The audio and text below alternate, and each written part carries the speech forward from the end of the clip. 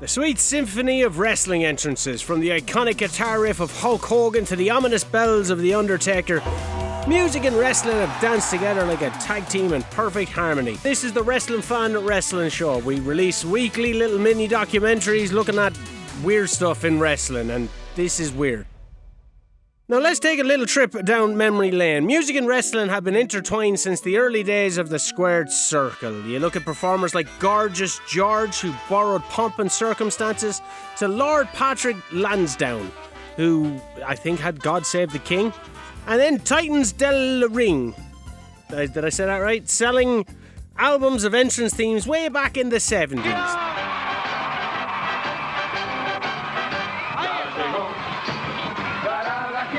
And one of my favourite songs of all the times, Freebird by Leonard Skinner, complimenting Michael Hayes, Terry Gordy, the fabulous Freebirds.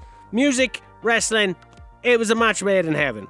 But not every musical moment has hit high notes, no. We're about to dive into the depths of WrestleMania's musical mishaps. It's WrestleMania trying to be the Super Bowl with some halftime show musical performance. It doesn't need it. It does not need it. First up, we got Flo Rida, or as I like to call him, Florida. Where you from? You don't know Gator. He was at WrestleMania 28. He brought all the energy of a wet noodle to the stage, with his performance being less rock and more karaoke gone wrong.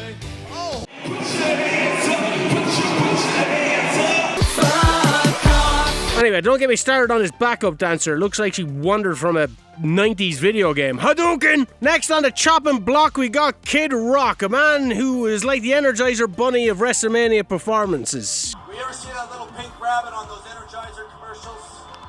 The Energizer Bunny. He just kept going and going and going and going and going. You would think he had some Bud Light to shoot up, right? Anyway, his marathon medley at WrestleMania 25 had everyone checking their watches and their pulse, wondering if they accidentally stumbled into a Kid Rock concert by mistake. Oh no, it's a lost child. Don't worry, folks, I'll tackle him. And then, who could forget Machine Gun Kelly's WrestleMania 28 cameo? I could. It sucked. The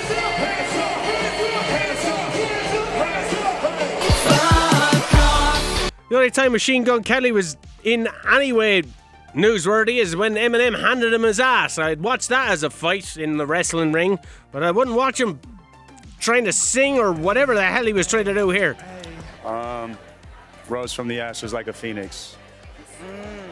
From the ashes like a phoenix. Now, notable mentions to WrestleMania 2000, where Ice-T kept saying pimpin' ain't easy, pimpin' ain't easy. And just because the theme song don't make it not true. And the Rage Against the Machine wannabe band called the Chris Warren Band. WrestleMania 14, they sung the national anthem, and it had JR basically, I don't know, it was one of the worst versions of the songs ever, and JR wasn't really too impressed. Only in the USA, in the WWF, can there be this type of freedom of expression. Look, and it's not all rap music as well. Saliva, Drowning Pool, Limp Bizkit at WrestleMania 19. What was that, Fred? But fear not, my fellow wrestling enthusiasts, not every musical moment at WrestleMania has been a disaster. You had Joan Jett's badass rendition of Bad Reputation. Another Hall of Famer and Snoop Doggy Dogg had an unforgettable entrance for Sasha Banks. Sasha Banks? It is. And there's been plenty of moments that have hit all the high notes.